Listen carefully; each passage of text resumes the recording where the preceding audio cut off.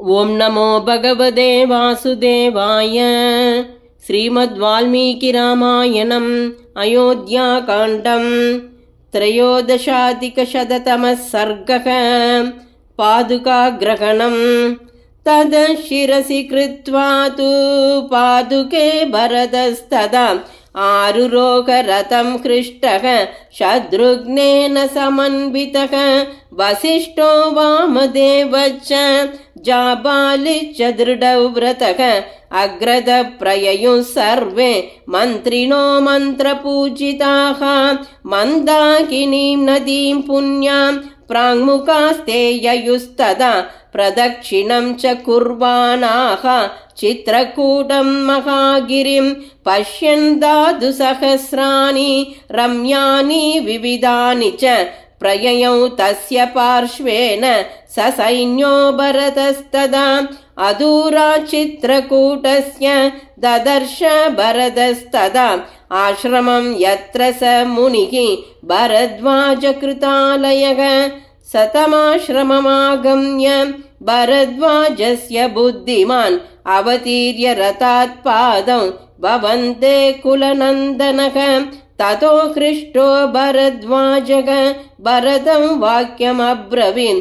अपि कृत्यं कृतं तात रामेण च समागतम्।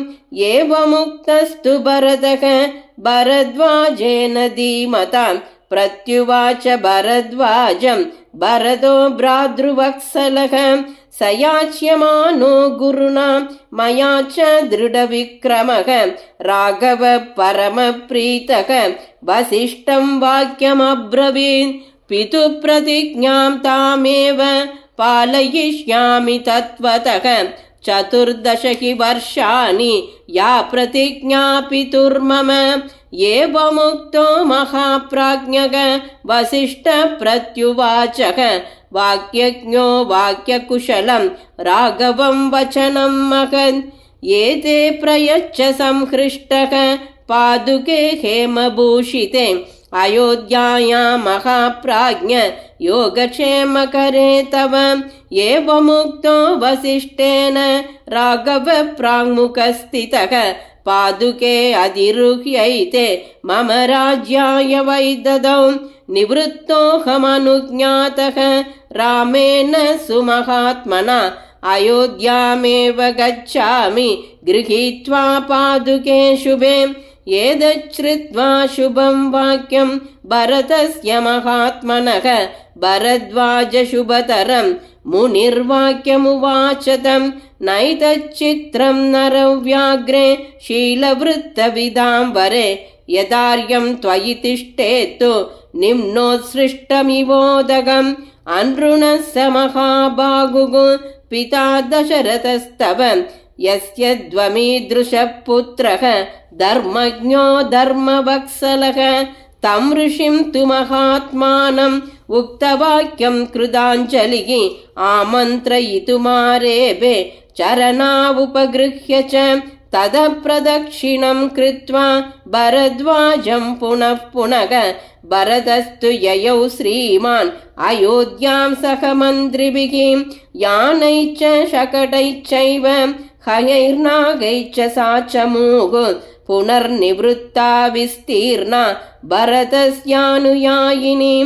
ततस्ते यमुनां दिव्यां नदीं तीर्थोर्मिमालिनीं। ददृशुस्तां पुनः सर्वे गङ्गां शुभजलां नदीं।